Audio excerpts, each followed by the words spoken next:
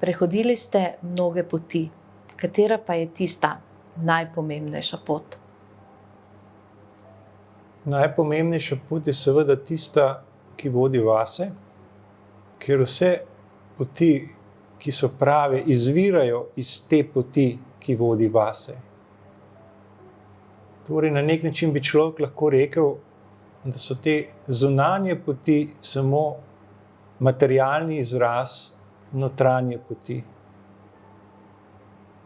In kolikor te zunanje poti žarijo, tolikor bolj je človek usklajen s svojo notranjo potjo.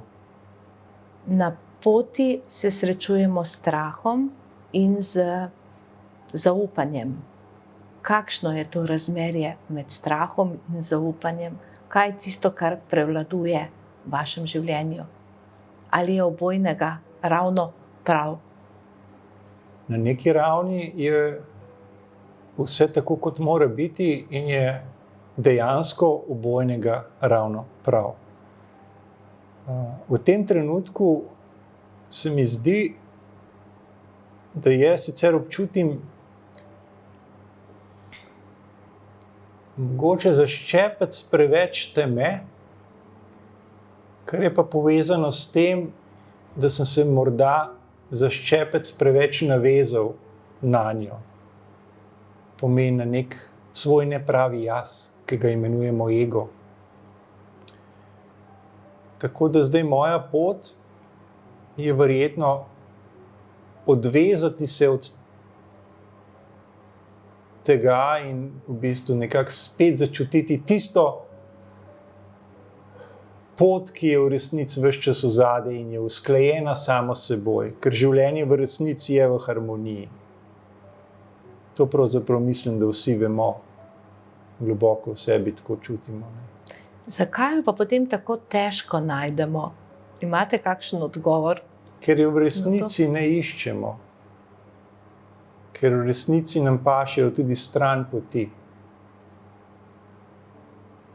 In morda je življenje namenjeno temu, da v bistvu lahko izkušamo te stran poti in po svoje uživamo v njih. Saj pravzaprav civilizacija ni nič drugega kot v bistvu ponujanje raznih stran poti, ki nas mogoče malo pomehkužijo, po drugi strani nam podpirajo neke nove izkušnje, ki jih recimo naši predniki niso mogli živeti in so si jih verjetno želeli. Recimo bogastvo je ena izmed takih izkušenj. Morda bomo kmalu prišli v čas, ko bomo imeli tudi temnejšo izkušnjo bogastva. Bogastvo se na nek način zelo sveti, ko si v revščini. Ko pa mogoče dalj časa živiš v bogatstvu, pa morda začneš spoznavati, da je tudi temne plati te izkušnje. In verjamete, da ljudje vedno se povrnemo tisti temeljni svetlobi, da smo narejeni tako?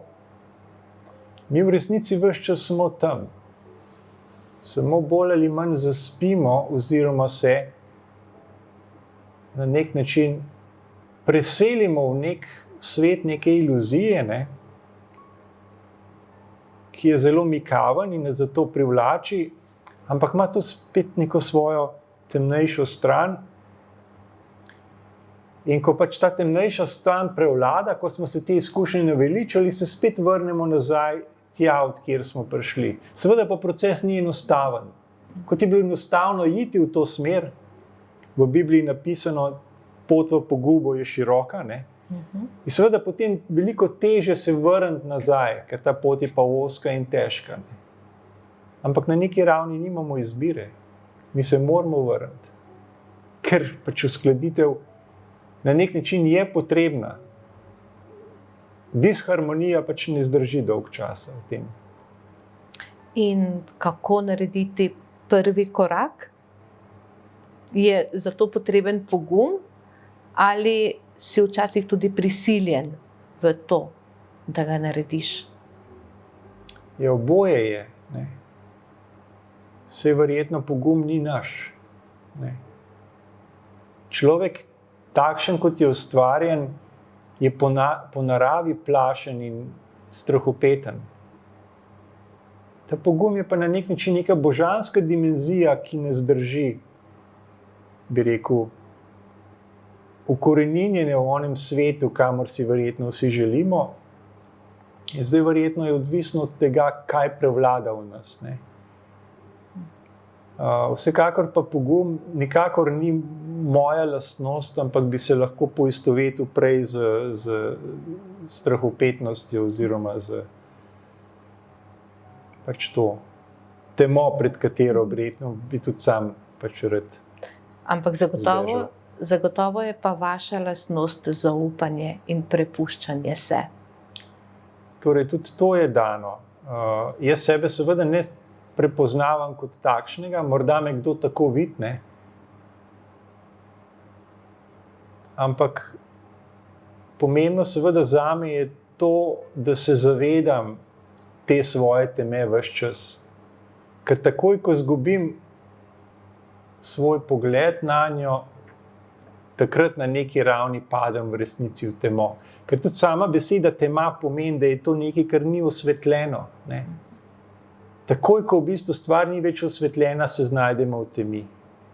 Ko pa recimo skozi določeno meditacijo stvar osvetlimo, takrat pa vemo, da je tema v nas, ampak jo lahko skozi to osvetlitev tudi presežemo.